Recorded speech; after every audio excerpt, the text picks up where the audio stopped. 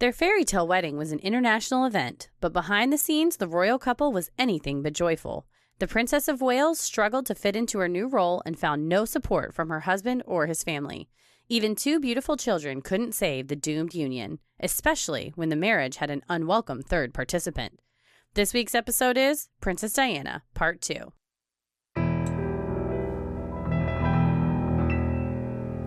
A bump in the night, your heart fills with dread. Probably a murderer who wants you dead. It could be a ghost, a demon, or worse. Perhaps you're the victim of a witch's curse. It's hopeless, you're doomed. You'd call a priest if you could. You'd rather just listen to who? Sinisterhood.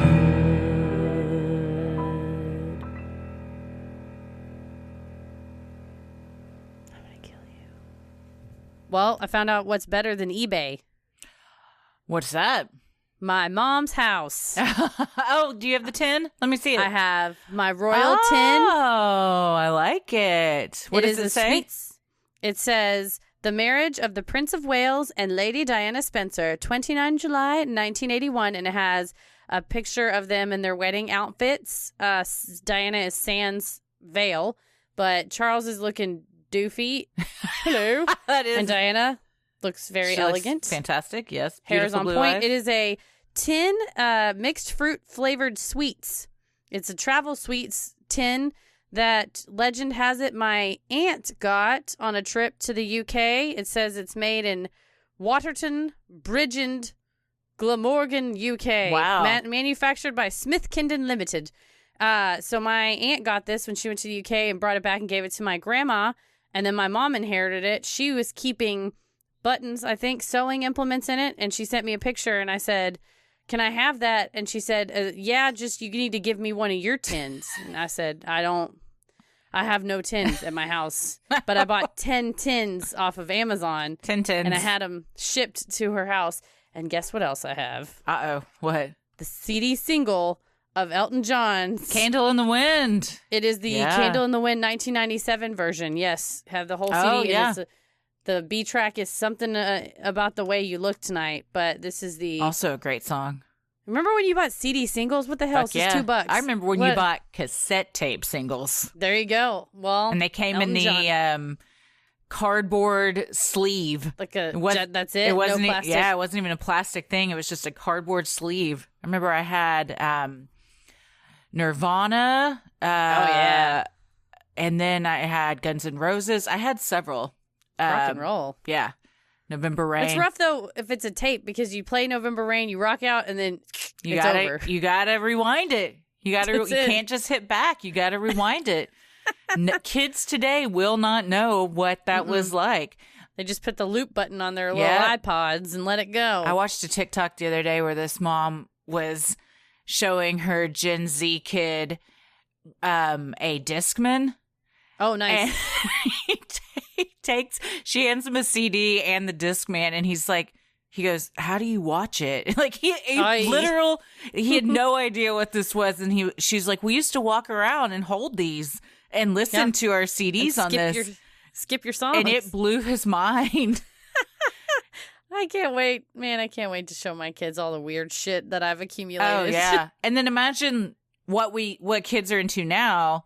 Then, like, when Ella's, 16 or something, the technology they'll have then. What will she be doing? Just look at your old laptop, Mom, and your stupid old phone. You're like, it was cutting edge in my day. Yeah, and then just her Bluetooth implanted in her head rings, and she's like, sorry, I got to take this. It's a heads-up display, but it's your eyes. Well, I do have one more memorabilia piece. Oh, sweet. I have to announce I'm going to quit the show because I'm a multimillionaire now because I have... You got the Beanie Baby. The Princess Diana Beanie Baby. Yeah, it's called Princess. She has a tag cover on it. Where'd you get this? My mom had it at the house. This was mine as a child. Oh, you didn't tell me about this one. I knew about the sweets tin. I wanted to spring it on you. I love it. Yeah, it says Princess. Like an angel, she came from heaven above. She shared her compassion, her pain, her love. She only stayed with us long enough to teach, the world to share, to give, to reach. All profits will be donated to the Diana Princess of Wales Memorial Fund. Wow. And then I went on a Beanie Baby where you go on to value your Beanie Babies, and $9 right here. Uh-oh. My mom's like, I think I paid $30 for that. I am surprised it's only $9. Yeah, well, it says 9 to 17. There's apparently variations in the butt tag. They call it I think a tush tag. I was calling it the butt tag, but there's different numbers and types of filling and where it was made in the U.S. or the China. And mine is, unfortunately, the $9 to $17, depending on condition. And I would say this baby is like new. It does look very nice. It's the nice royal blue and then it's flower. Purple. It's kind of a purple color. A flower on it? Hi, buddy. She's got a white rose on her chest. So yeah, Heather doesn't realize how close this is getting to the camera. This is all I see. It's like just butted up so far. There. That's and perfect. I also, for a number of years, it was kept in a plastic clear box, like Dwight Schrute keeps his bobbleheads. So this is well kept. This is going in the studio. It looks good. One more thing to add to the studio. I can't wait. I love it. We got to up the business insurance in case anything happens to here, so we can replace it. We do. Invaluable. Today I thought my laptop crapped out and I panicked and Tommy was like, we got to do something and back it up. So if that happens, the show doesn't just end. That's what I did when all my plugs on my laptop stopped working. And in this MacBook, all the holes are the same. So if they all go out, you can't charge it anymore. It just dies. And all the Apple stores, you just have to mail it. And I started panicking. I had like 10% battery. And I was just dragging feverishly all these files to Google Drive. And I've since backed it all up because, again, we don't want the show to end. I have a ton of templates and business records and all kinds of things. It's all now backed up to the cloud. But at the time, it freaked me out. So got to put it in the cloud. I got to put it in the cloud. You know what else is... Oh, this segue didn't work. We were trying. I was trying to segue into the candles. Yeah, I was saying, what puts me in the cloud and calms me down is a eucalyptus candle for stress. That's it. Our listener, Ashley Rogers, sent us some cool candles that she makes herself from soy wax and essential oils. She made a lavender one with Christy, and there's also some lip balm there for you. Oh, thank and then you. A eucalyptus candle for me for stress. So, love it. They were chilling out. They smell really good, and they're made in jam containers, so repurposed jam containers, so very eco-friendly. So thank you, Ashley. We appreciate it. Thank you, Ashley. I love lavender. Thank you so much. So does Ella. Ella loves lavender. She's a girl after her mama's own heart. She is. Yes. Well, this is part 2 of our 3-parter on Princess Di. Go back and listen to part 1 if you haven't yet. It's a good one. We got a lot of compliments on your accent. So I think you did a fantastic job, as does the people. Oh, thank you. It was a call to please just stroke my fragile ego. I said, don't send me a DM unless it said lovely accent. And someone very hilariously sent a DM and all it said was lovely accent. Said, there you go. You. So it was quite nice. We did get somebody with several of our English listeners mentioned that we said row instead of row as far as a fight. But it was a fight they had on the yacht, and so I argued that if it was such a bad fight, they maybe rowed back to shore. So we're not sure. We had a row. Apparently, it's row. You know what? I think I knew that actually. Honestly, it's the same word and it's spelled the same. It is unfair, but in that instance, apparently it's row. But I say that it was row. They were on a boat, so that's my argument. You know what? That's on me because. They say that so much on Love Island because they have many of them that I should have known better. Oh, yeah. It's Rouse Central over there. Rouse City. Mm-hmm. Well, I'm Christy. I'm Heather. And let's get into part 2. Princess Diana and Prince Charles's marriage had started off with great fanfare, but quickly deteriorated into heartache. On the Morton tapes, Diana recalls, I remember crying my heart out on my honeymoon. I was so tired for all the wrong reasons. They fought about Charles's infidelity, while Diana continued to struggle with her eating disorder, saying that by that time, the bulimia was appalling. That doesn't sound like a fun honeymoon on a yacht. No, and the pictures have them on the side of the ship. They're leaning over the railing, kind of smiling. But when you really look, any of the photos of them together, except for a brief period when I think they were into each other, just looks forced. Oh, yeah. Yeah. It just looks forced. Nobody wants to be there.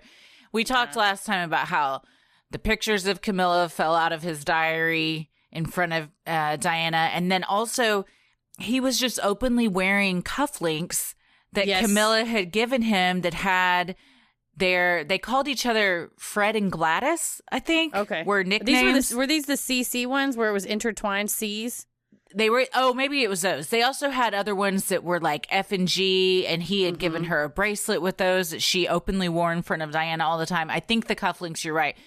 Diana said it was tricky and sneaky because she kind of had them designed like Chanel, but it was for their initials. And he's just wearing those on their honeymoon. I was talking to my mom today, who is big into the royals, and she was not defending Charles by any means, but she's like, if you watch The Crown, you see, like, he did not want to be married to her at all. He was pretty much forced into the whole thing by his family. So, and we talked about that last time, too. Neither one of them wanted to be in this marriage, but nobody called it off. And then it just kept getting worse and worse and worse. That happens to a lot of people. But most people don't have cameras in your face 24/7 where everyone's seeing just how much you do not want to be with the person you're with. Yeah, I think if you're in a relationship and you're faking it, it's fine unless your face is on a sweets tin and you can't easily unwind yourself from the... You know, I think at the beginning she was giddy about it. I mean, you know, she said she was enamored by him, but as soon as it's kind of the cracks start showing, it's too late to bail. You really hate it, but it's too late to bail. After the less than perfect honeymoon, the Prince and Princess of Wales returned to Balmoral, the royal family's Scottish estate. There, things didn't get much better. According to Diana, her true story, in her own words, just 3 months after the wedding, her mental health began to suffer, leading to suicidal urges. By October, I was about to cut my wrists. I was in a very bad way, and it rained and rained and rained. I couldn't sleep, didn't eat. A whole world was collapsing around me. She said later when she talked to the doctor, he asked how many times she tried to take her own life. She said about 4 or 5. So, man. Yeah, and this is, I mean, their courtship was 12, 13 dates. They got engaged pretty quickly, and then pretty quickly after they got married. So, I mean, within a year or two of her, probably just a year of them becoming an item, she's already having suicidal urges. Yeah, you're going from being a 19-year-old hanging out in Kensington, or hanging out in your flat with your pals, and then all of a sudden you're being photographed every single thing you do and scrutinized. Yeah. Knowing she needed professional help, Diana left Balmoral and went to London, where she sought assistance from the royal doctors. Unfortunately, they did not provide her with counseling. Instead, the princess was put on high doses of Valium, which Diana said was not a big help. However, amidst all the pain and suffering during that October in 1981, a blessing occurred: the conception of the couple's first son, William, which Diana said was wonderful, as it occupied my mind. Yeah, she said they basically gave her drugs so she would just not make waves. Yeah, she was considered a problem by them. Yes, and a liability.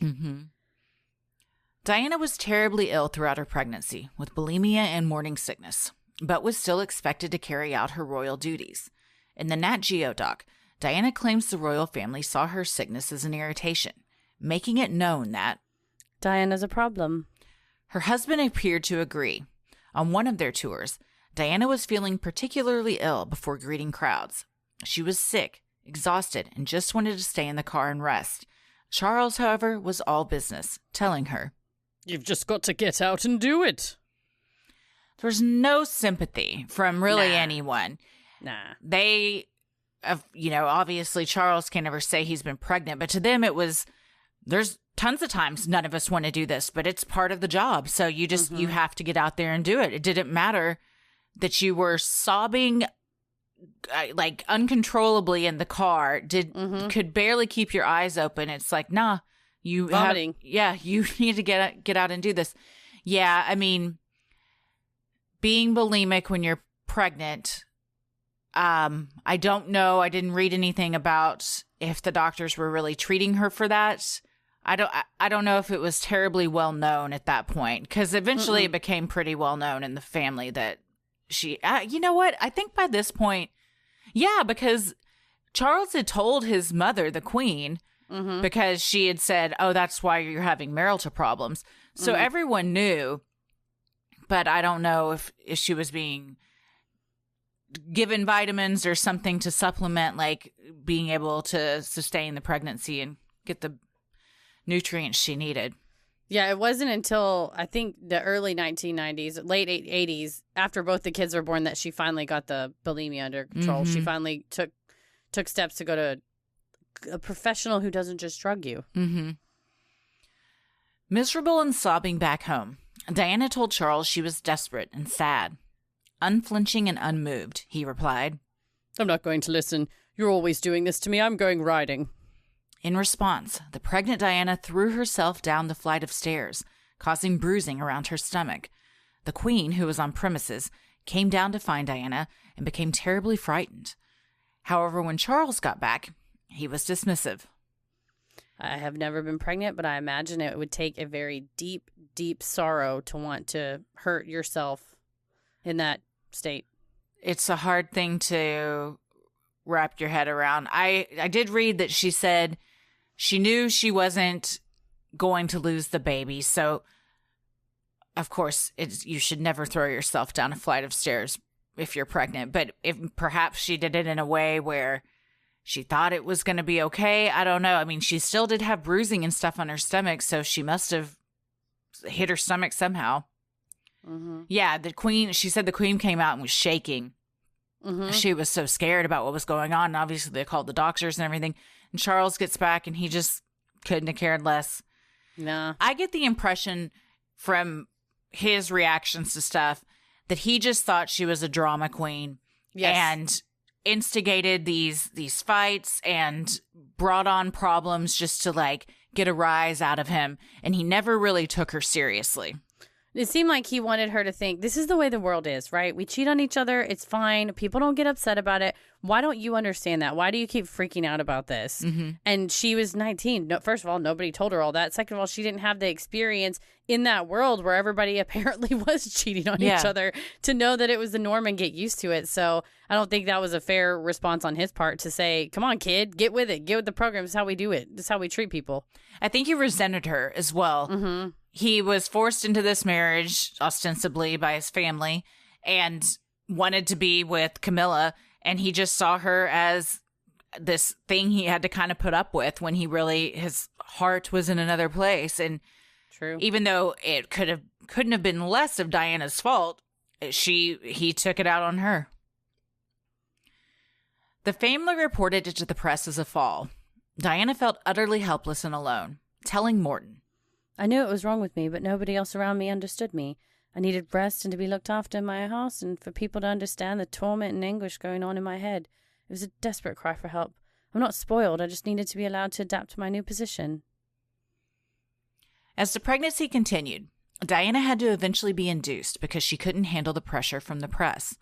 But before she could have the baby, they had to find a date in the diary that was convenient for Charles and his polo playing, according to Diana, her true story, in her own words. On June 21st, 1982, at 9:03 p.m., William Arthur Philip Louis was born via C-section after a tough labor. Polo playing.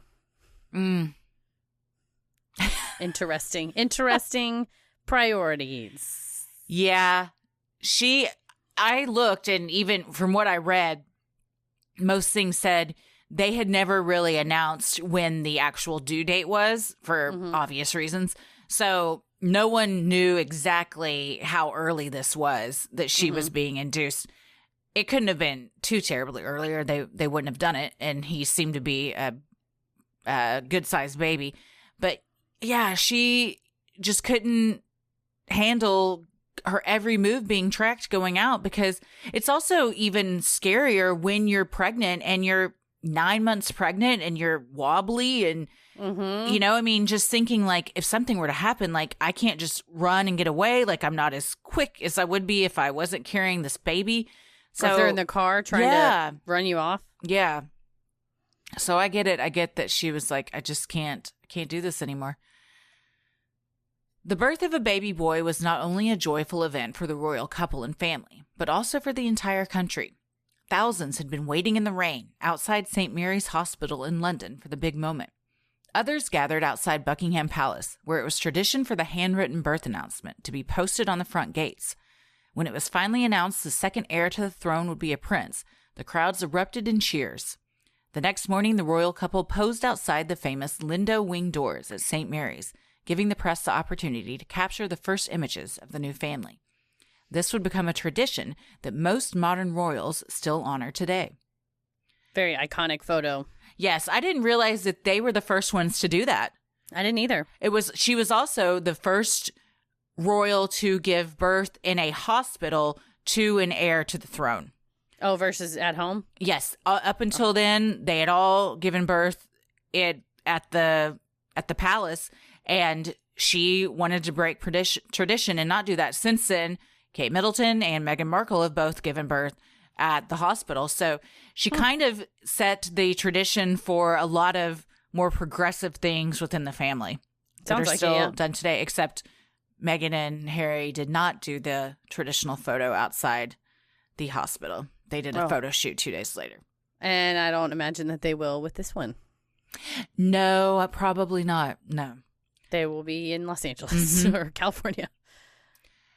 In the beginning, Charles reportedly loved the nursery life and feeding his newborn baby. Soon, though, work duties began to call, causing him to be gone more often.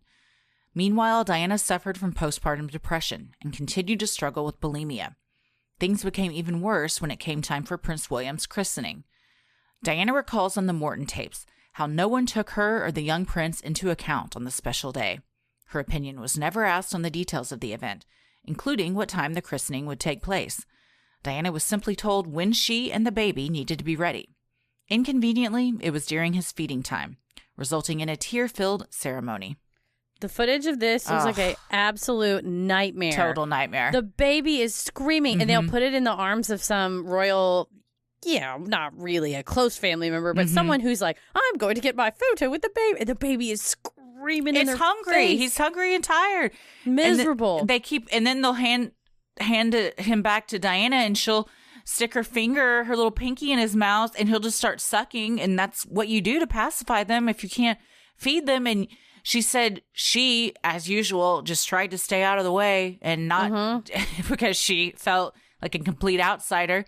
And imagine that feeling. And then you're like, I'd really love to go feed my newborn child who's starving. I mean, you hurt when they're hurting. And if they're crying, you just want to fix that. Instead, they got to take all these damn pictures for something she wasn't even consulted about.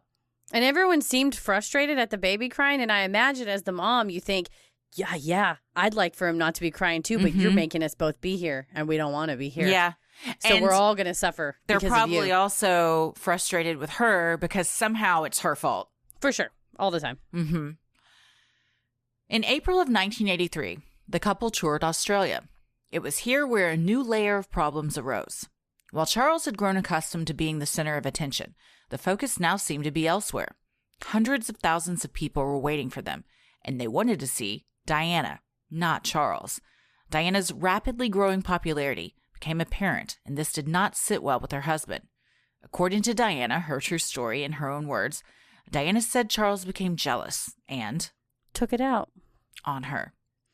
Yeah, apparently people in the crowd would go, oh man, we're on the wrong side. We're on the Charles side. We want to see Diana. We don't want to see you. And then interviews with him in Australia, he says, well, I suppose there should be two of her and only one of me because that's how many people want to see her. And he's kind of laughing about it, but he's not laughing about it. He would try to make jokes on several occasions that would obviously you could hear and see the pain.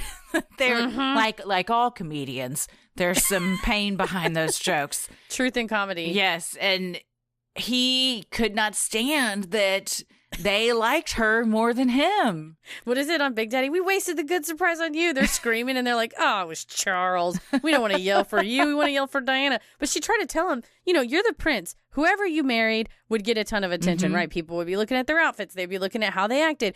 And it would be it. But that's not true. We all know she was something special. Yeah. The way she connected to people, how down to earth she was. And because he was more aloof, I think people didn't connect with them and still don't. Man, I was watching a video on YouTube. First of all, thank you to our UK listeners who let me know that they regard Charles as a wanka, a bit of a wanka. But I was watching these YouTube videos, and man, in the comment section, it was a ton of people saying, skip Charles, he sucks. I don't feel a connection to him. He's trash. And I thought, well, YouTube, it can't be wrong, right? Mm-hmm. So I think it was like that from day one. And it possibly, if he was a little bit more aloof and not as likable, jealousy is not a good look on anybody. So if he starts acting bitter and pissy and, kind of rude in some of these interviews, people know that. Like, you understand that comes across. And if you are diehead like we are, you would know that and it would maybe make you more... what's the word I'm looking for? You're like more drawn to her because she's with this wanka. Mm-hmm. You know what's really interesting to me, and I meant to look it up why this is, but the order of the heir to the throne, I don't really understand, because Queen Elizabeth and Prince Philip have two sons, Prince Charles, Prince Andrew. Yes. Who is a wanker, sex predator, for many reasons. Yes. What alleged sex predator? Don't sue me, royal family. What I'm not clear on is why the lineage goes Prince Charles's kids before the other son to the king and queen. I believe in royal tradition, it is the first heir of the person who's already on the throne. So it's Queen Elizabeth's first heir, and then it goes to the first heir of Charles. And then Andrew's lived his life as an understudy, right? He's the backup. Yeah. So if you're a sibling, you're the backup, which I think maybe means, I think that's why he's kind of had a roustabout lifestyle, because he's figures, I'm never going to get it, because now not only is there Charles, but now Charles has two kids. So it goes the lineage of and I was also reading about why Prince Philip isn't a king, even though he's married to the queen.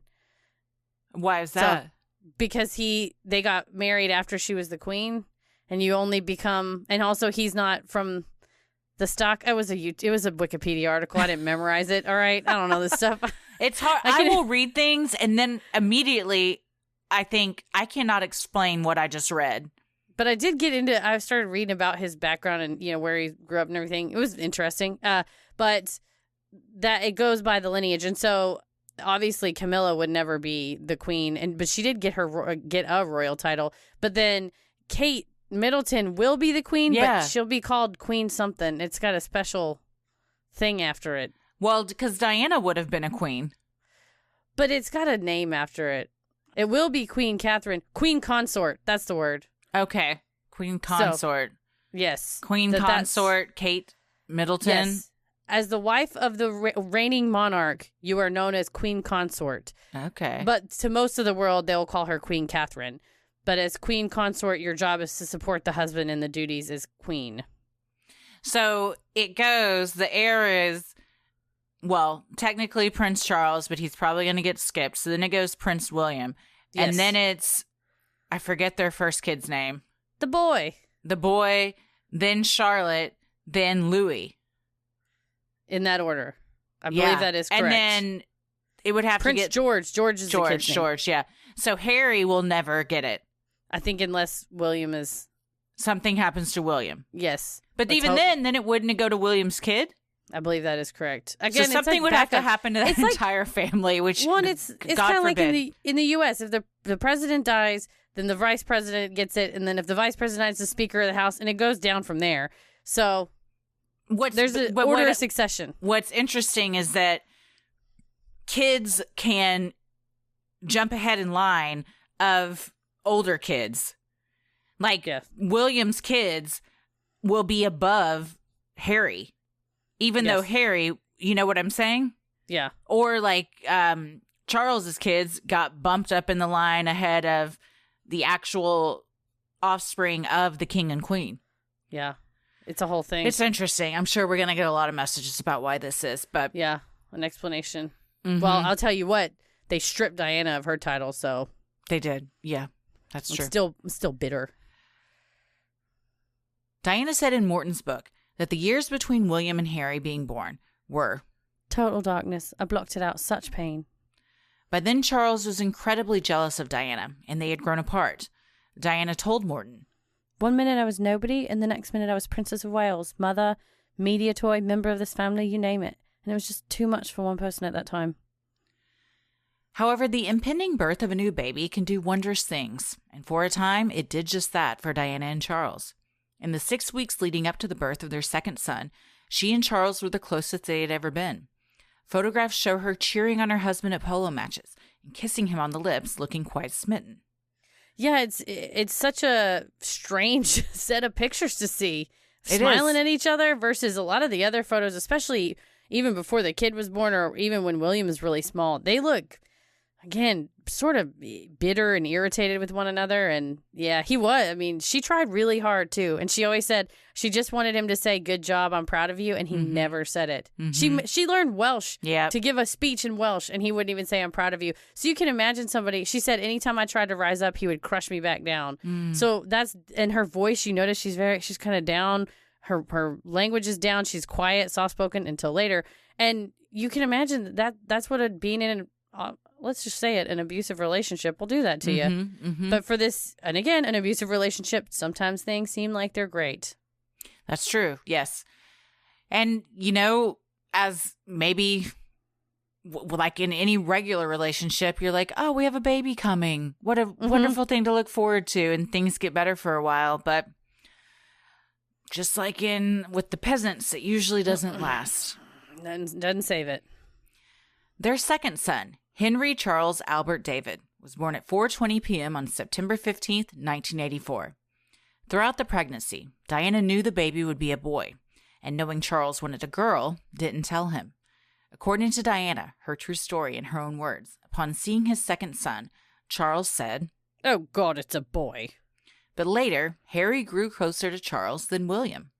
He was also apparently irritated that Harry had red hair, which was a, quote, uniquely Spencer family trait. And that all he wanted was a girl. And when a redheaded boy came out, he was irritated. He said, "Oh, God, it's got red hair, too." It's just... God, monster. P.S. This is your newborn son, and this lady just had him for yes. you. You're welcome. This is your beautiful baby. Also, he's half you, dipshit. Yeah. So you're insulting yourself. He was such a cute baby. He was a cute baby, and he's such a cute boy. He's a good-looking man. Grew into a handsome gentleman. Very fine. This whole Twitter thing happened recently where they, as in the nebulous universe, a study came out that Prince William was the handsomest bald man alive.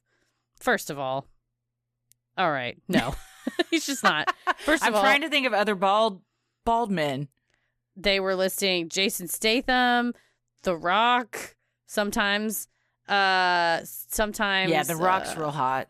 God, his TikTok and Instagram. His TikTok's real good. His TikTok's real good.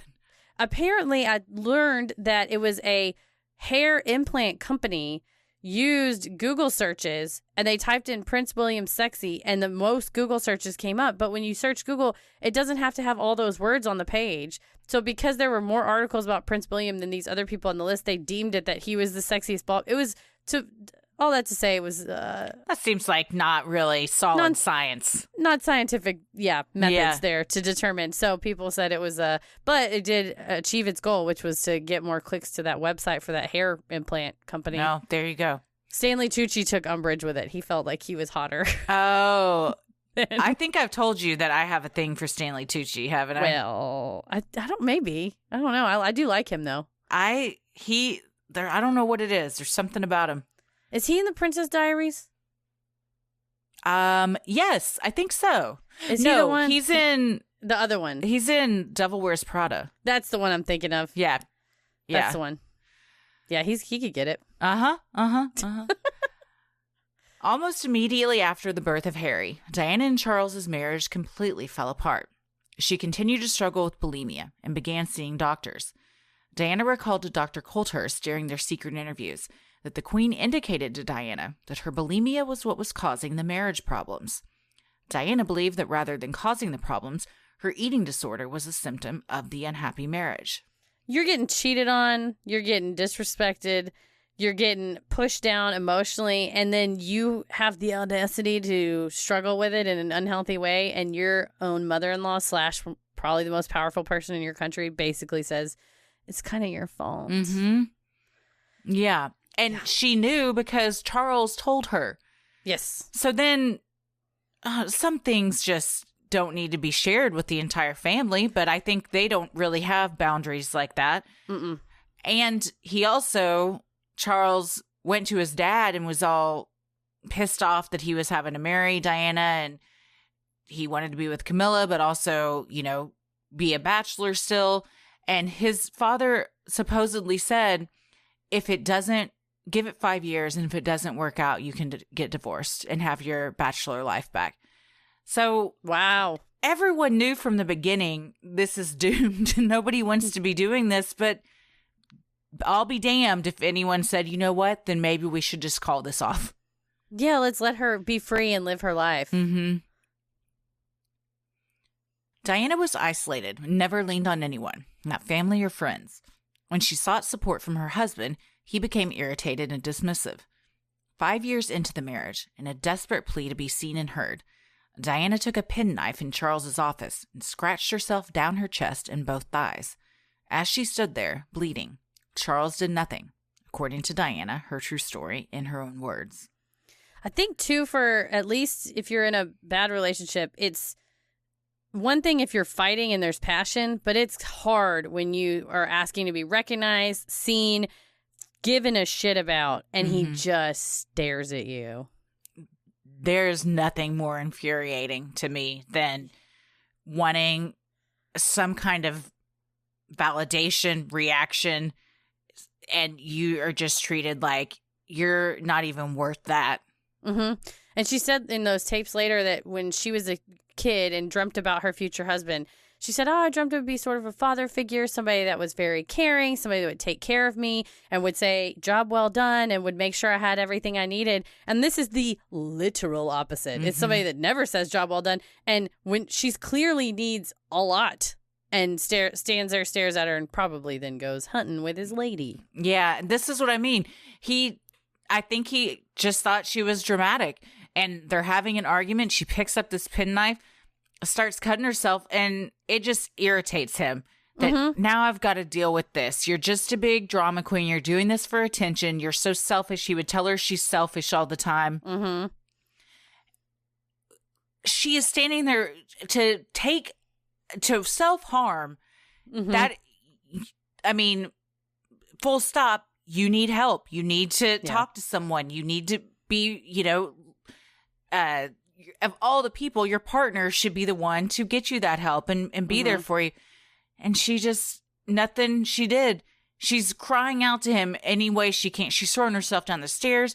She's cutting herself with things just to get him to notice her, and he just refuses. And it's 5 years into marriage, by the way. So she's been suffering for over 5 years at this point, but at least at the very minimum 5 years. Yeah. And she said the next day her sister came over for something, and she was wearing a V-neck shirt, and her sister said, what happened to your chest? And she was like, it's nothing. She was, no, tell me. And she told her what happened, and her sister said, Diana, you can't let this side of you be seen. And she said, do you need help? No. And she said, give me some credit. I haven't burdened you or the family once in 5 years with what's been going on. And they had no idea. And she said in these interviews, once they found out, you know, that he was so dismissive and neglectful, that they were annoyed, I believe is the word she used. So at least, you know, once they kind of saw what was going on, they had a change of heart. But even her own family, they see, if you see Cover that you're, if Cover it up. that had happened, but wasn't the case. Sinisterhood will be right back.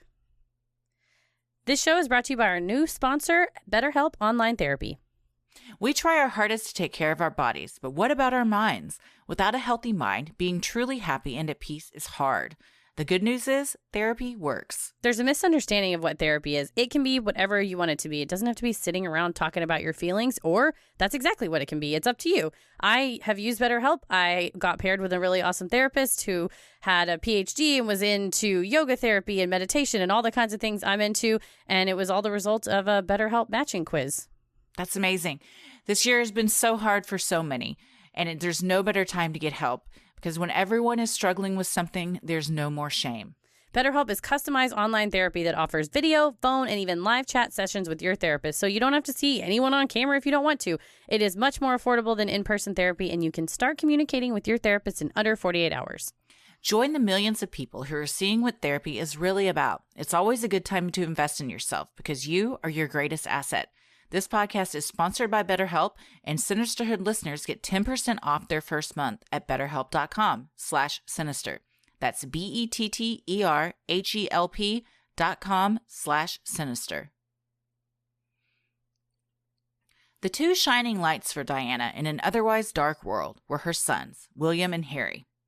In Diana, Our Mother, Her Life and Legacy, the brothers recall how their mother strived for them to have as much of a normal childhood as they possibly could.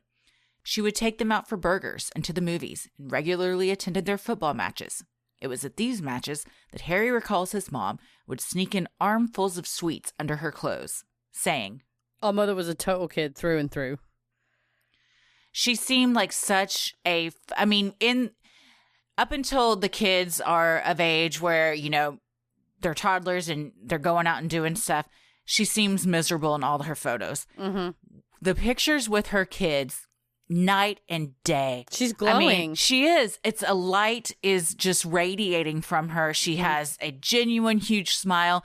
They were everything to her. Mm-hmm. And that's what they said, she was kind of a big kid and she would love to run and play and do everything they were doing. And they kept showing in that Our Mother, Her Life and Legacy on HBO Max, they were showing that footage of her going down in the log flume with them and getting sprayed with water. She's got this satin Hard Rock Cafe jacket on and hair is going with the water in it and she's cracking up laughing and the boys are laughing and the security guard that had to ride with them is also laughing. And just, you can tell having a ball and a blast and loving being with her kids and just being a mom. And there's pictures of them. Obviously, the paparazzi would try to catch them sneaking into movie theaters. And he said she would just do everything she could to make them laugh. And there's videos of her practicing. She worked with a acting coach and vocal coach to basically take her voice back and become a better orator. And she definitely, and after she worked with him, went from a very, oh yes, kind of quiet to you recognize how she makes the speeches. And it's because she worked with them. And he has these behind the scenes footage of her practicing for TV interviews. He sits her down and he says, "This is how you look. Don't look straight at the camera. I'm going to ask you questions that I know you're going to get asked." And you hear in the background, "Can we come in? Mommy, can we come in?" And she's like, "If you come in, you've got to sit down and be quiet. Sit over there and be quiet." And so she's joking around and he says, "Mom, the camera's on. They can see you. Take two. Try it again." And she's cracking up laughing and they're just cutting up and getting along. And I think it really does show that. And I think it shows, too, that whole documentary, how much of their mom they've got in her, both the boys. Oh, yeah.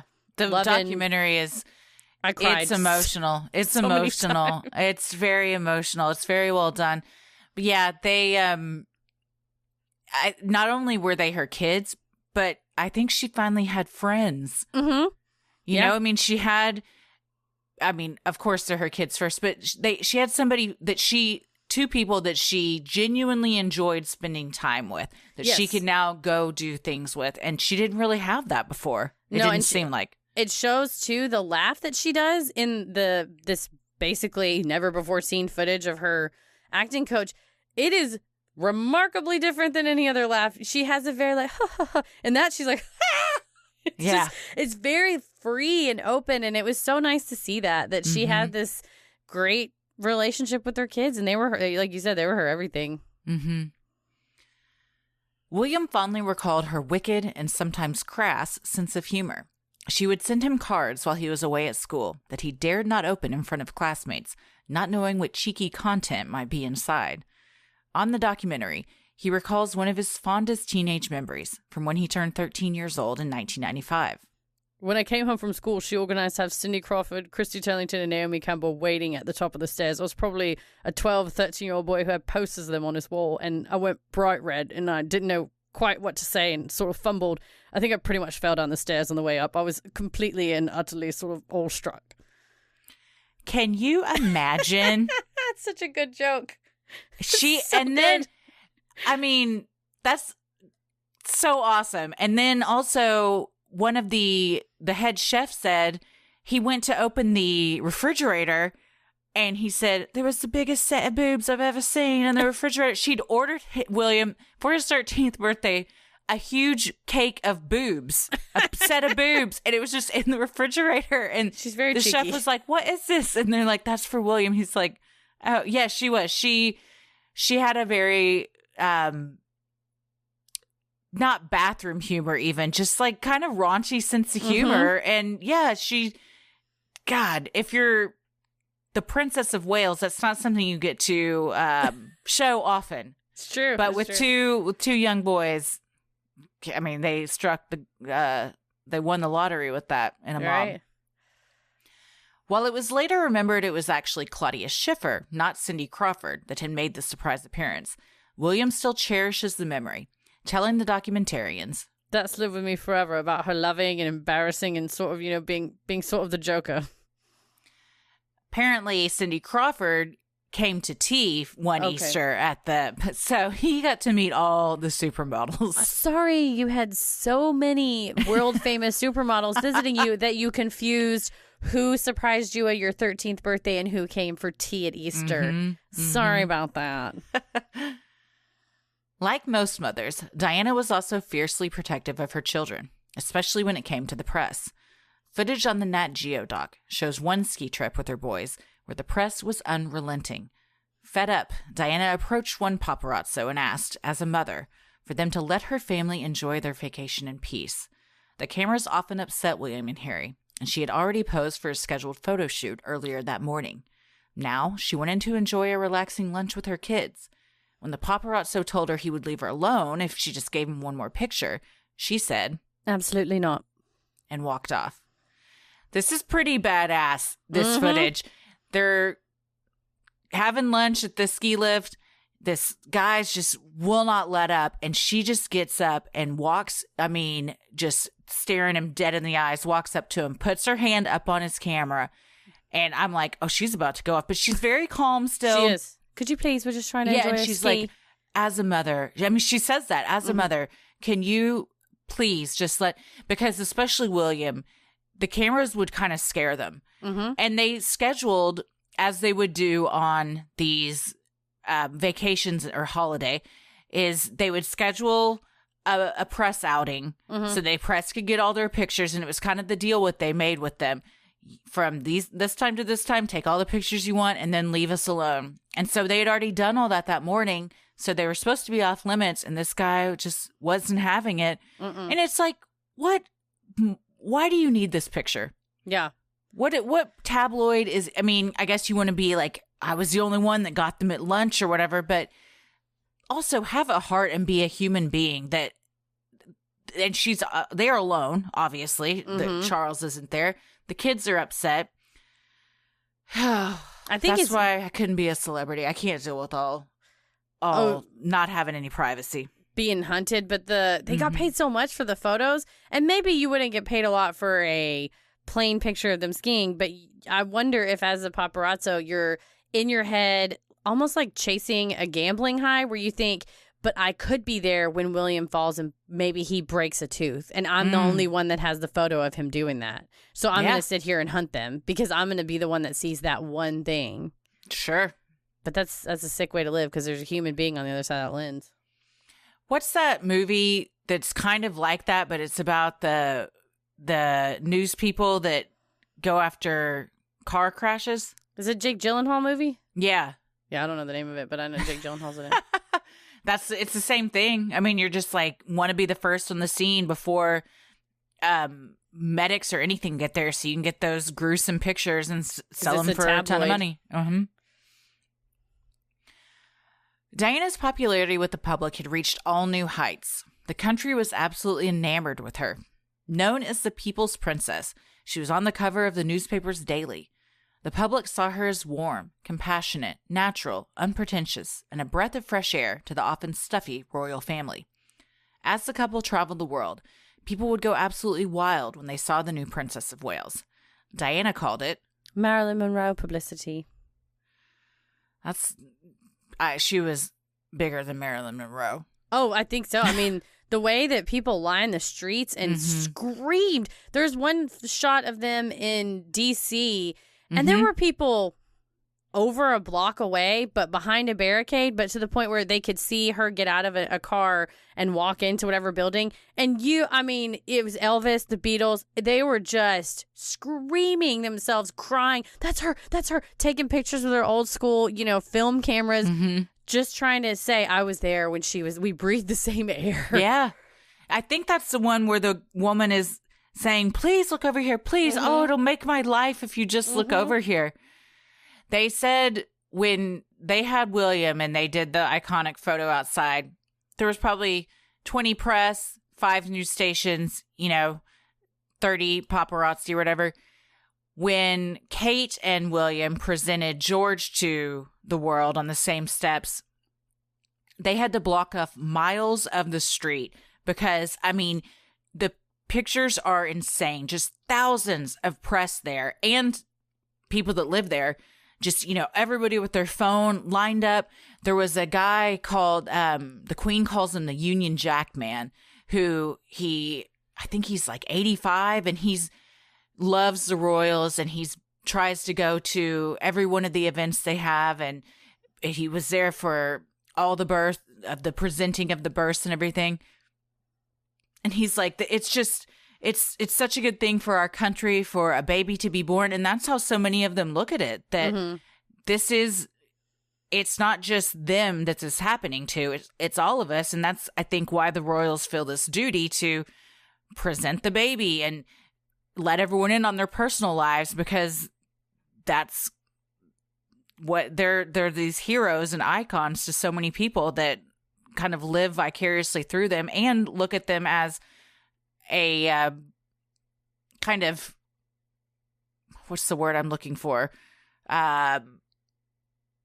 Measuring stick as to how things are going in their country. If we have a good-looking prince and a good-looking wife and they're healthy and they're doing good for the country, where it's a good reflection back on them. I think in this case, why Diana is so iconic, because like you said, they have a duty. They are the monarch. They're in theory in charge of these, their subjects. But the way Diana interacted with people, she didn't wear gloves. So it sets this other standard. Whereas before it was, we are here to present you with a baby. We're going to follow the steps of the proper procedure that we've done with every other thing. And it was, this is the way it has always been. And Diana said, no, I'm going to go shake their hands. Get out of the way. I'm going to go hug them. And there's footage of an older guy. He's maybe in his 70s, sitting in a lawn chair and obviously had been waiting. And she's just kneeled down talking to him. And he is sobbing. Yeah. And he's just going, I love you so much. I love you so much. I love you so much. And it's so meaningful to him. And she's just going, it'll be all right. It'll be all right. And she had that closeness. And I think that's, so, like we said in the last one, this is like a good brand ambassador for you. Why would you turn on her? Yeah. She's drawing more people in. Well, while the entire world was enamored with the Princess of Wales, her husband was not. Her increasing popularity seemingly caused him to resent her even more, further driving a wedge between them. He also continued to show no compassion for her physical and mental health. During one of their final tours as a couple in Canada, Diana fainted during a public appearance. She had been on her feet all day, was exhausted, and had not kept any food down for days. Those around the princess were, of course, concerned. That is everyone but her husband. Instead, Charles was furious with Diana for not having fainted in private, away from the spectators and press. He also insisted she go out that night, even though Diana pleaded to stay in and get some much-needed rest. But Charles wouldn't have it, telling their staff, she must go out tonight, otherwise there's going to be a sense of terrific trauma and they're going to think there's something awfully wrong with her. Apparently also she said when she would eat a big meal, even when she was trying to say, okay, I'm going to be healthy, I'm going to go ahead and eat and get my nourishment, he would say, are we going to see that later? What a waste. Yikes. Yeah, not just I'm aware of your bulimia and I'm ignoring it, but I'm actively mocking you. Wow. Are we going to see that later? What a waste. Wow. Oh, God. To cope with the media and pressure of life in the public eye, Diana said she had a conversation with herself where she told herself she had to stop fighting everything and instead approach it at a different angle.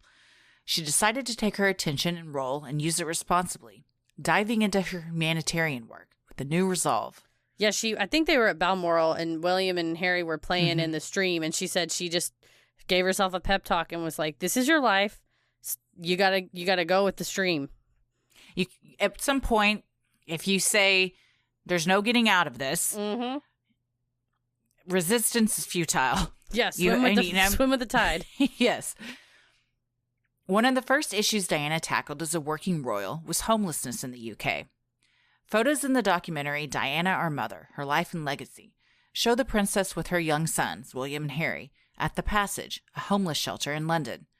William first visited at age 12, a visit that was so impactful he continues to visit the residents of the Passage to this very day, carrying on the important work his mother started. One of the parts I cried at. Oh, so powerful. He's just sitting down with them, the residents of this homeless shelter, just a normal person. You wouldn't, if you didn't know who he was and you walked in, you would just think, oh, there's a nice looking man in a slacks and a shirt sitting there. But he just seemed very at ease and comfortable. He talked to them about their children, remembered some of them from before, and would ask how they were doing. And one of the residents said, every time he comes in here, I just feel like we're just sitting at the pub having a pint. Like, because that's how, just affable he was with them and how warm he was. And he gets that from her. I know. I was crying. I was like, that is Diana. That is 100%. That is her legacy, is that she's got now 2 kids that have changed the way this family operates. She shook it up. She changed it. They are with the people down there, shaking hands, no gloves, having a pint, I love that they continued that. Arguably, Diana's biggest legacy was the work she did to help raise awareness to the AIDS epidemic at the time. One of the most famous moments was in April of 1987, when Diana visited Middlesex Hospital's AIDS ward. By then, Diana was known for hugging those who were ill or elderly. There was discussion of whether she would wear gloves when shaking hands with the AIDS patients. Fear and misinformation surrounded the illness at the time. Many mistakenly believed that the virus could be contracted by shaking hands with a person that had it. Determined to help decrease the misinformation and stigma surrounding the disease, the princess walked in and greeted the patients warmly, as she would anyone else. She hugged one patient and sat beside him as she held his hand. She said of the encounter, "It was wonderful. It made him laugh." John O'Reilly, a nurse at the hospital when Diana visited, told the BBC, "This was Diana, Princess of Wales, coming in gloveless and shaking our patients' hands as well as ours. It was very moving." Today, her son, Prince Harry, carries on his mother's work through his charity Sintibali, a mental health charity for children and young people affected by AIDS in Botswana and Malawi. It's pretty powerful in that documentary, too, to see him accepting an award on behalf of his mother. He goes with Rihanna, and it was a big press moment because they're both seen getting AIDS tests, and they were just really trying to normalize it. And I read that after that aired, the at-home tests went up by 1 a household to 5 a household. Like it really did work. And I just love that both of her sons took the thing she was most passionate about and said, we're not going to let this die. And they still do the anti-landmine work as well. And that was a couple of people that she had met when they were kids who had been impacted by landmines and lost limbs, said, there were times I wanted to kill myself, but I remembered I talked to your mom and she told me every day's a new day. It'll be a bright future. And that's why I held on. And I was just crying. Like, that's like you want to say it's not a throwaway thing. I believe she genuinely meant it. And it was a genuine connection that she made at that time. But it was one single sentence that literally changed a person's life. It's incredible. It really is. And the fact that Harry still goes back and meets with those people. I love it. Did you know that he and Meghan, after the snow, I think, was it Snowpocalypse, at the roof to the Genesis Women's Shelter, which is a domestic violence shelter here in Dallas that I'm very passionate about. I donate to them all the time. But the roof got ruined and they purchased them a new roof. I don't even know how they would know about that, but that's incredible. I think someone tagged somebody on Instagram, but yeah, the Archwell Foundation, they basically saw that it was the first time in Genesis Women's Shelter history that they had to evacuate people, that they couldn't take, they had to, move them to hotels and things like that they couldn't house them there. And it was such a big deal. They just wrote a check for the whole, everyone's like, we'll have a GoFundMe and see if we can help raise money for the roof. Nope. Done. Amazing. Yeah, Archwell took care of it. So nice. While Diana was finding purpose and fulfillment through her humanitarian work, her marriage left her feeling completely empty.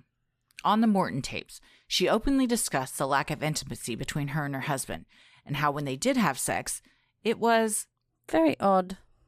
It was also no secret that Charles and Camilla continued to have a relationship. Most damning, Diana found a cache of letters where Camilla called Charles my most precious darling. According to Diana, her true story in her own words. We haven't heard the Camilla impression yet. I have a certain opinion. I like it. It's my artistic interpretation. I appreciate it. I imagine very odd is exactly how that sex life would be. Man, insert my penis into you now. All right, I guess. If you want to. Yeah, I can't imagine there was much foreplay. Nope. Definitely not chemistry or lust. Just let's get the job done. If I take a minute to think about Charles, Prince of Wales' nude body, my vagina slams shut like a bear trap. And I can only imagine being presented with it in person. No. So bless her heart. She said that it was kind of not really a miracle, but kind of that Harry and William were even conceived because, it's just, but she did say. They did say if you sit on a toilet seat, it can happen. That's true. Yeah. Or you swim in a pool after. She said that he didn't pressure her at all, and that about once every 3 weeks is when it would come up. It's and the then third Thursday. I suppose it's time. She said she realized she started tracking it to before they got married, he would see Camilla every 3 weeks. Oh. So it's like, she's like, what I took from that was he got used to getting laid every 3 weeks. And so every 3 weeks, little Prince Charles was like, it's time. Raise it up like a flagpole. My God. Yeah. Who knew? All right. Well, there you go. More information about Prince Charles's ween than I ever wanted to think about. Mm-hmm. Over the course of their marriage, Diana had confronted Charles several times about his affair with Camilla. Charles, however, saw nothing wrong with his infidelity, saying on one occasion, I refuse to be the only Prince of Wales who never had a mistress. According to Showbiz Cheat Sheet. Diana then decided to take a different approach. In 1989, Camilla Parker Bowles threw her sister a lavish 40th birthday party. Diana decided to show up unannounced, surprising both Charles and Camilla. Even more surprising was when Diana boldly interjected herself into a conversation between Charles, Camilla, and another man. On the Morton tapes, Diana recalled saying to the men, Okay, boys, I'm just going to have a quick word with Camilla and I'll be up in a minute. Diana then added that the men shot upstairs like chickens with no heads. I could feel upstairs all hell breaking loose. What is she going to do?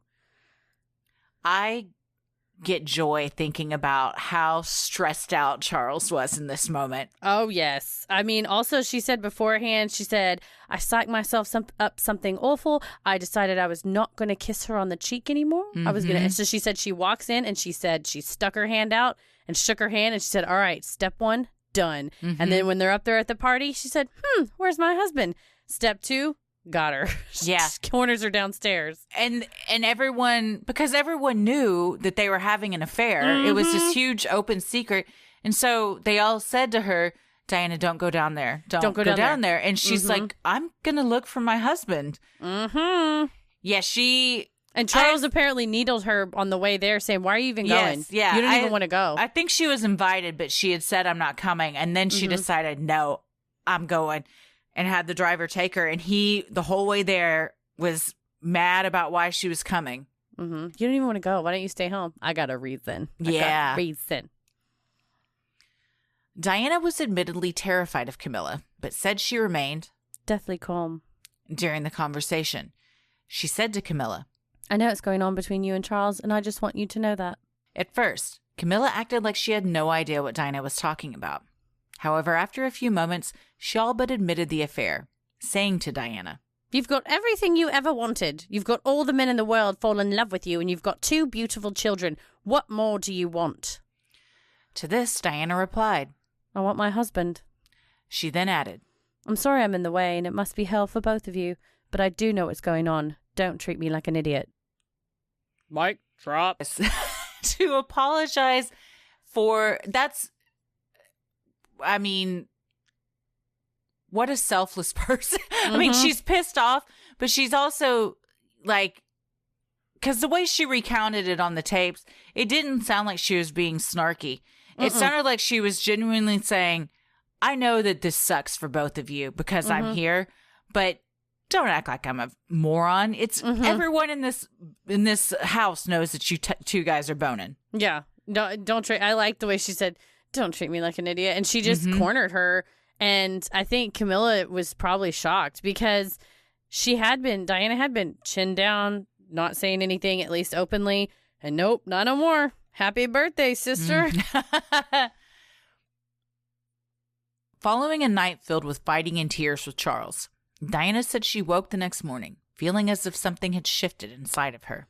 "I'd done something, said what I felt, still the old jealousy and anger swirling around, but it wasn't so deathly as it had been before." I get it. You got it off your chest. And this was, gosh, how many years in the making at this point? Yeah, 89, so almost 9 years into the marriage. Yeah, that 8 you years. finally have said something. God, that's got to feel good. Fine, rip the Band-Aid off. But still did it so classy. Yeah. Didn't slap her, didn't throw water in her face. No, didn't throw a drink in her face. According to the documentary, The Life and Loves of Diana Spencer, Diana was alleged to have been involved with several men over the years herself.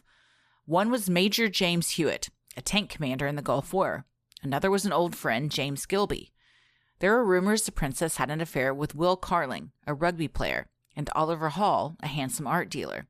She also dated Dr. Hasnat Khan, who she called Natty, a brilliant heart surgeon. Diana's long-term butler, Paul Burrell, called Dr. Khan the love of Diana's life in the documentary Diana, the Royal Truth. The two broke up after 2 years, but were on the verge of reconciling in the days before her death. Let's go to each of these guys. Okay. Major James Hewitt was a riding instructor, and that her people around her, bodyguard and personal assistants and everything, said that was really the first time they dated from like 86 to 91, had an affair, had a clandestine affair, but that she was getting attention, affection. I believe he went on to write a tell-all book, which is hurtful. Yikes. But some people tried to say, because he had red hair, that he's secretly Prince Harry's dad. But they didn't meet until Harry was already 2 years old. So debunk that one. It's not how science works. And then Gilby, I think it's called Squibbygate. There was some tapes of them talking to each other that was very dramatic. And then rugby player, boring. He was just a famous rugby player. The handsome art dealer. Hot, though. Oh, yeah. The handsome art dealer, his wife apparently bankrolled his life. And when she found out, she said, nah, you're not doing that. And so Oliver Hall had to break it off. And then Hasnat Khan was the one that Paul Burrell, Diana the Royal Truth, loved it. Huge Paul Burrell fan now after watching that. He was her ride or die BFF. And he said that was really the one that she fell head over heels for. Yeah. Sad. Also, I don't know, is it ever justified to cheat on someone? Maybe if you've been being cheated on your entire marriage and you finally say, fuck it, I've had enough. I think you've established. I think you're good to go. Yeah. It's a norm. It's a norm of the relationship. Get it, girl. The media had speculated for years that the marriage between Diana and Charles was collapsing. On December 9th, 1992, their suspicions were finally confirmed when British Prime Minister John Major announced the formal separation for the royal couple. The announcement came just months after Andrew Morton's book, Diana, Her True Story, came out, which shone a light on the loveless marriage she had been experiencing for years.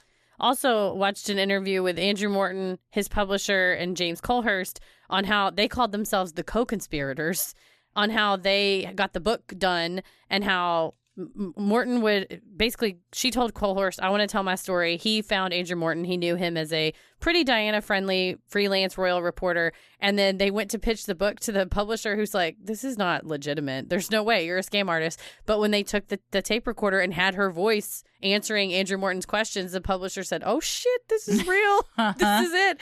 And went with it. But they said Colehorst would ride his bicycle with all either the papers with the questions in it or the tape recorder in the basket. And he always thought, man, I really hope I don't fall down and drop these, because if I fall down and hit my head, someone's going to take this tape recorder and get the juiciest details. Because at the time, people didn't know she was the secret insider source. Mm-hmm. So then they took all the tapes, wrote them into a manuscript, and they gave her the manuscript to edit. So she would mark off where if she had maybe said something one way and she wanted to change it. And as he was driving away from Kensington Palace with a Diana handwritten, marked up copy of the manuscript, he hit a pothole in front of the House of Commons, and the papers flew out of his bicycle basket. Oh, no. And he said he threw his bike down and started running into the street to save all the papers. And because manuscripts, you clip them with a paper clip. So they just went flying. And so he said, I got everything back in the basket. And I thought, okay, that was a close call. That's the only time this is going to happen. It's like ever since then, I'm like, be really careful. I guess you just get loose where you're like, well, we've done it this far, this well so far. But it was it's cool kind of Secret Impossible or Mission Impossible secret mission they were on that nobody knew it was her. No, and the palace came out and made an official statement saying she had nothing to do with it. LOL. And this was all allegations and a bunch of lies and everything. And little did they know. Well, they learned later. Mm-hmm. Fucking got him. Over the next 5 years, Diana focused on her humanitarian efforts. She was passionate about anti-landmine missions, HIV and AIDS work, and working with cancer charities. At the urging of the Queen, the couple agreed on the terms of their divorce in July of 96. According to History.com, Diana was allowed to keep her apartments at Kensington Palace and her title of Princess of Wales, as long as she agreed to relinquish any future claims to the British throne and the title of Her Royal Highness. The title separates the royal family from the rest of British nobility. The loss of the title meant that Diana would have to curtsy to those with the title, including her ex-husband, her ex-in-laws, and even her own sons, according to Reader's Digest. That's a big fuck you. Oh, man. Can you imagine having to curtsy to your ex-husband? Nah, I'm not doing that. I think I'd just try and avoid. Take me to jail. I would say avoid where he is, but she was still a working royal. When they divorced, I mean, obviously, he's going to agree to keep his duties and everything and all the engagements he's been signed up for. But so did she. She wanted to continue, all of her charity work. So there's going to be a time where you're going to have to curtsy to your ex-husband. Yikes. Yeah. Yeah. In the divorce, Diana's once large staff was reduced to 3, a housekeeper, cook, and dresser. Paul Burrell, the couple's former butler, was one of the staff members. Remaining devoted to Diana, Burrell took it upon himself to go above and beyond, becoming Diana's driver, personal assistant, confidant, and more. Yeah, apparently he initially worked for Queen Elizabeth. Then he went to go work for Charles and Diana. And when they went to get a divorce, Charles said, take a sheet of paper and write down whatever you want, and I don't even care. And she wrote Paul as the very first thing. And he said, you can't have Paul. He's been with our family forever. And she said, you said I could have whatever I want, and that's the number one thing I want. And Paul went and worked with her. And he was married, but then later on he came out and he said on a British talk show that she was the first person he ever came out to, and that he said he would always be like, ma'am, how may I help you? Good morning. And she would be like, oh, shut up. Come over here and have coffee with me. Sit down. Yeah. She's like, give me the dish. What's been going on? And he said it was very different at first to be like, I used to work for the Queen where I had to bow and curtsy when she came in, and not curtsy, but I had to bow when she came in, and now I'm chilling having coffee. Yeah. Like a lot of it different, very different. And he would bring her dates in the trunk of his car so that the paparazzi wouldn't see them. Yeah. At first I thought you meant the fruit. Oh. And I was like, it's a lot of dates. Yeah. But as someone who likes dates, I was like, oh, that's nice. He's bringing her dates. But yeah, you have to be devoted to go on a date to say, I'm going to kidnap style put you in the back of this car. Around November 1996, Diana penned a letter to Paul. In it, she wrote, this particular phase of my life is the most dangerous. My husband is planning an accident in my car. Brake failure and serious head injury in order to make the path clear for him to marry Tiggy. Camilla is nothing but a decoy. The letter referred to Alexandra Tiggy Legborg, nicknamed Mrs. Tiggywinkle, after the Beatrix Potter character. Tiggy was the beloved nanny to William and Harry. She and Charles had a close relationship, too. According to Shadows of a Princess by P.D. Jepson, Diana's former equerry, the princess developed an increasingly lurid fantasy picture of Tilly's private life. No man in the prince's entourage was safe from her, including the prince himself. Tiggy called William and Harry her babies and remains close to Diana's sons to this day. She has been seen at the royal weddings and christenings. Burrell made this letter public in 2007.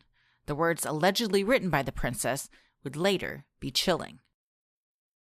I mean, you can see it. It's comparing the letter, and it's on the Kensington Palace stationery, to the markup she made on the manuscript. That's, in my opinion, as a non-expert handwriting analyst, it's the same handwriting. And some people have come out, including those close to her, saying that Burrell forged it, that he knew how to write in her handwriting. And, you know, apparently, according to him, Diana said, I'm dating this, so in the event you ever hold on to this in the event something happens, I'm dating this so they can see, that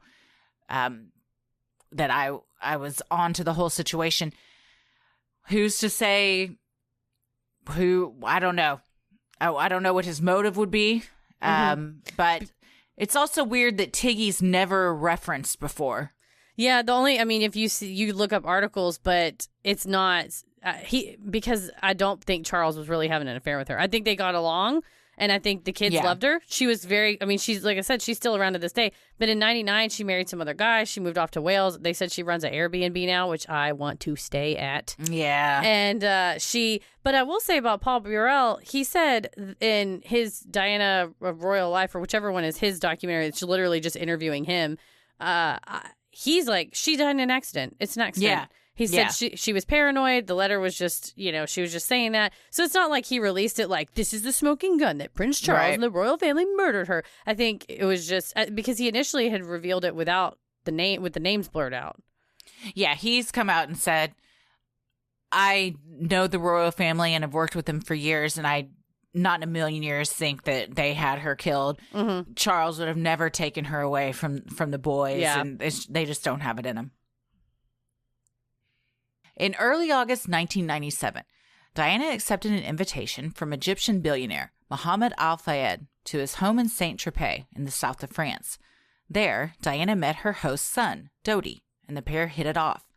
According to Paul's interview in Diana the Royal Truth, Diana told him that she was bored and wanted to leave Saint-Tropez, but the only way she could get home was on the Harrods jet via Paris. Dodi needed to go to Paris to do work for his father. Then she planned to fly back to London after. Tragically, she would never make it back to London. Oh, man. So what do we think? Well, I think you said it earlier. If there's ever a time to be unfaithful in a marriage, I think she had a free pass based upon, in legal world, they call it a waiver. When you stop behaving if you stop behaving according to the terms of the contract, you've sort of stopped requiring the other party to perform, I think you've waived it. I think he's waived any argument, but it doesn't seem like he was upset. I don't even think he cared. No, and that's the other sad thing, is that she really wanted him to give a shit for years. Yeah. That's all she wanted, and he never ever did. And so I think she was definitely driven to a lot of her behaviors by the relationship. I do think she's right that it was a symptom, not a cause. Yeah. And it's hard to see that. And it's hard to be so isolated. It's hard to see a person so isolated, but thank God for her kids is what I think this is the lesson here. And thank God for Paul Burrell. Although, I always wonder if, like, the people in the UK think, oh, he's a twat. Like, he because he's made his whole career pretty much about talking about her and, like, but he does try to live her, keep her legacy alive and everything, but obviously probably makes money from it. So I'm who sure. knows? Yeah. He was very sympathetic in his documentary. She said that by the time Harry was 8, her and Charles had no intimacy whatsoever. Mm-hmm. I mean, they just coexisted. They had separate bedrooms. Mm-hmm. They had separate staff and everything. I mean, I think they did even before that. But yeah, at that point, she's kind of doing what he's been doing from the beginning. It's like, we're just married for appearances. go F whoever you want. And she said, cool. It's like Michael Scott said, sometimes you got to get your freak on. But I definitely think that I'm glad that she started to find her voice and a passion in her charity work, and especially her children, and that even though her life was cut so short, that she got to have those really fun, memorable moments with her children. That she also, even she was only, William was 15 when she died, and Harry's 3 years younger. He was 12, I think. Even in that short amount of time, she made such an impact on them that to this day, they continue her legacy through the things that she was so passionate about. And that just shows the type of impact she made on everyone. Oh, for sure. And I think it's sweet that he's, both of them say, I still feel that she loves me. And there was never a day. And as a parent, I'm assuming that's what you want your kids to say, that even when I'm not around, they know I'd love them more than anything. And they both said, she loved us more than anything in the world. She would do anything for us, anything. And that's the mark of a perfect parent, I think. Obviously, she probably wasn't, there was probably days that she had off days or whatever. But at the end of it all, they say, I can feel her in the room sometimes.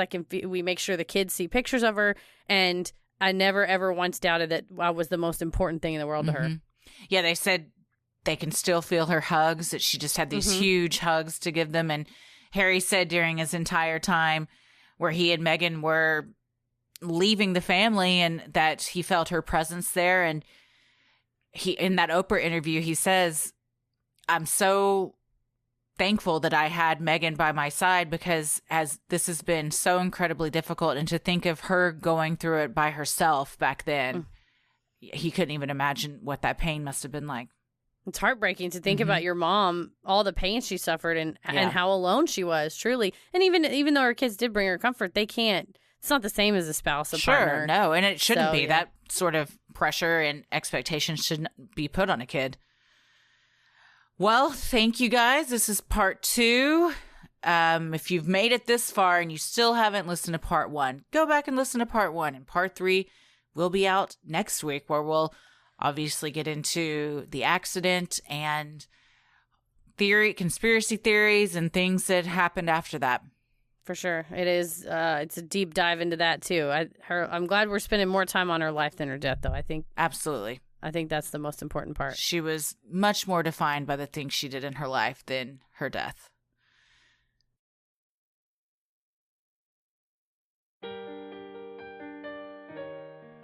We love providing Sinisterhood to you at no cost, so if you like what you hear, consider supporting the show by donating to our Patreon. We're a small operation, creating this show for you by researching, writing, recording, and producing it ourselves. Any amount is sincerely appreciated and helps offset the cost of making and hosting the show. As a thank you, you'll also get some sweet perks like ad-free episodes, a Sinisterhood sticker, membership to our exclusive Patreon Facebook group for those in the Rolling the Airwaves tier, a special shout-out on the show, a monthly bonus mini-sode, and patron-exclusive video and audio content, including our Am I the Asshole and our relationship segments, where we read and discuss the best that Reddit has to offer. We also just released our Doppelganger mini-sode. Yeah, yes. I do a great Abraham and Lincoln impression. You do, yes. And we also have a new fun bit, Judge Christie, which we got to do another one of those soon. Oh yeah, I got some good hot topic questions for you, wait. Judge. I can't wait for you to make your final rulings. You also now have the fun perk of access to our Discord server, where you can connect with other fans in real time and discuss the latest in true crime, share personal ghost stories, or just post adorable pictures of your pets. We'll also be hopping on occasionally and hosting monthly Q&As, where you can ask us all your burning questions. Although we're probably going to be switching the Q&A from Discord. We're not going to use... Discord is a great chat app. It is. And thank you to everyone who helped us troubleshoot some issues we had during the Q&A on Saturday. I was a little bit glad there was no video because I was sweating of just shame and nervousness. But I think what we've realized is there's other better options out there for video chatting. But for one-to-one text chatting, Discord's the best. So it is. Use it for what, you're not trying to tow a boat with a bicycle, right? So we're going to figure out what to tow the boat with.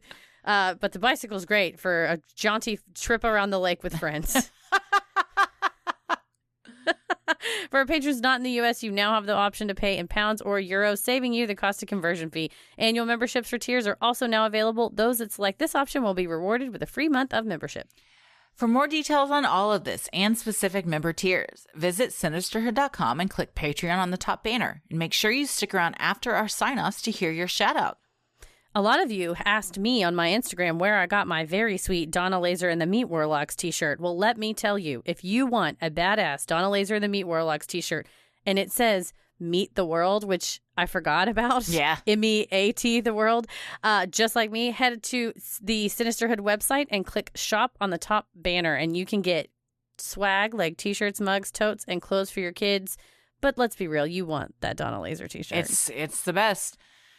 The best thing you can do to help us grow is like, review, and subscribe on Apple Podcasts or wherever you listen to your podcast. And please tell a friend who you think would like us to check us out. It means so much to us and really helps podcasts like us get more exposure. You can follow us on Instagram and Twitter at Sinisterhood Pod and like us on Facebook at Sinisterhood. I was going to ask you where you're at, but you were going to just tell me. I'm into it. Groupthink. I'm on Twitter at Christy or GTFO, and I am on Instagram at Christy M. Wallace. Heather? I am on Twitter at MCK versus the world and on Instagram at Heather versus the world. As always, the devil rules the airwaves. Keep it creepy.